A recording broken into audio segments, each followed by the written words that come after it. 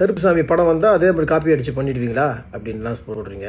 எதுனா இருந்தால் என்ன பிரதர், சினிமா பார்த்து காப்பி அடித்தா பண்ணால் என்ன? இப்போ எல்லாம் ஒரு இன்ஸ்பிரேஷன் தான். ஆச்சி மசாலா எந்த சமையலும் ருசி தேடும் ரகசியம் 20 ரூபாய்.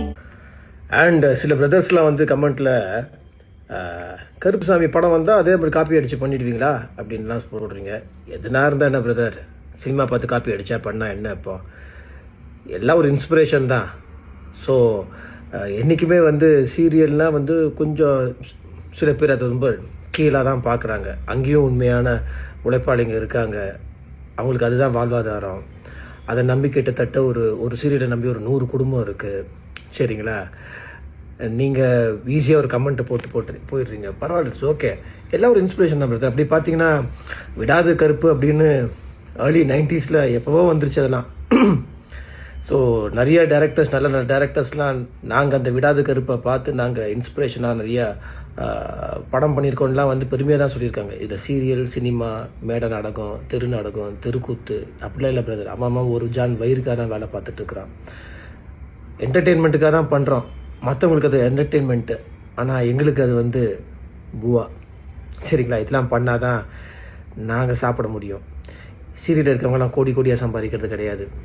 ஒரு மாதம் ஷூட்டிங் இல்லைன்னா காரை சீஸ் பண்ணிட்டு போயிடுவாங்க.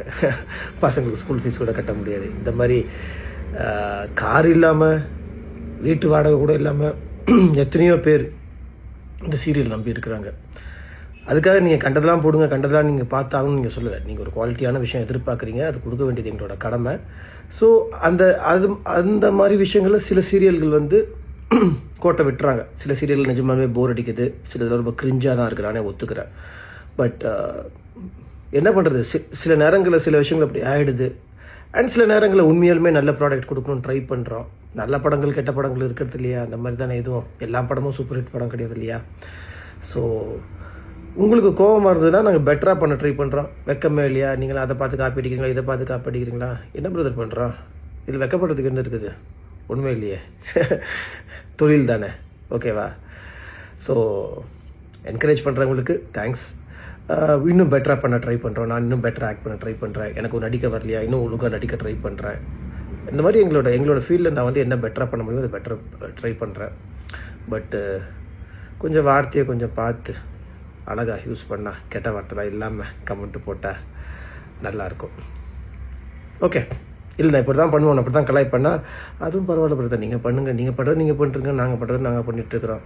நீங்கள் வந்து ஜாலிக்காக பண்ணுறீங்க, நாங்கள் எங்களோட வயிற்று பழப்புக்காக பண்ணிகிட்ருக்குறோம். It's okay.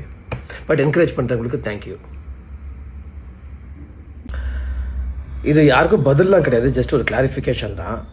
நான் ஒரு நடிகன், நான் கஷ்டப்பட்டு இருக்கும்போது எனக்கு இந்த நடிப்பை வாய்ப்பு கொடுத்தது நான் இயேசுன்னு ரொம்ப ட்ரூவாக நம்புகிறேன்.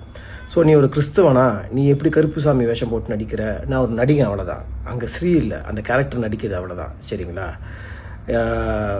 நீங்கள் பைபிள் ஸ்டோரி எடுத்தால் கூட அங்கே ஏசப்பாவும் நடிக்கிறதுக்கு ஒரு ஆள் வேணும், யூதாஸாவும் நடிக்கிறதுக்கு ஒரு ஆள் வேணும். யூதாஸா நடிக்கிறவன் நிஜமான யூதாஸ் கிடையாது. சரியா? அவன் ஒரு உண்மையான பிலீவர் கூட இருக்கலாம். So it's just acting.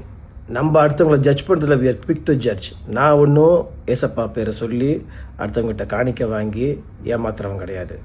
நீங்கள் எவ்வளோ நல்ல ஊழியக்காரங்க இருக்காங்க, வித் ஆல் டியூ ரெஸ்பெக்ட்ஸ். அதனால் வேலையில் நல்ல வேலை கெட்ட வேலைலாம் கிடையாது. அந்த வேலையை நம்ம எப்படி செய்கிறோன்றது தான் முக்கியம். ஒரு வேளை நான் போலீஸ் தொழில் இருந்தேன்னா என்னை கோயிலுக்குள்ளே ஒரு டியூட்டி போட்டாங்கன்னா அந்த டியூட்டி நான் போட்டு போய் செஞ்சு தான் ஆகணும்.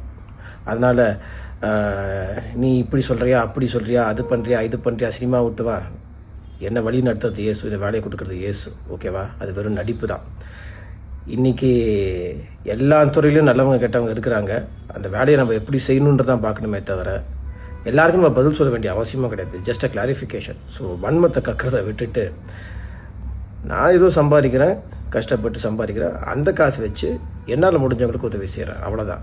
நாங்கள் ஏசப்பா பேரை சொல்லி சம்பாதிக்கிறதுக்கு வரல, காணிக்க கேட்கறதுக்கு வரல. ஸோ நான் செய்கிறது தப்பாக ரைட்டான்னு ஜட்ஜ் பண்ண வேண்டியது இயேசு. நீங்கள் போட்டு மண்டையை உடச்சிக்காதீங்க. Glory to Jesus.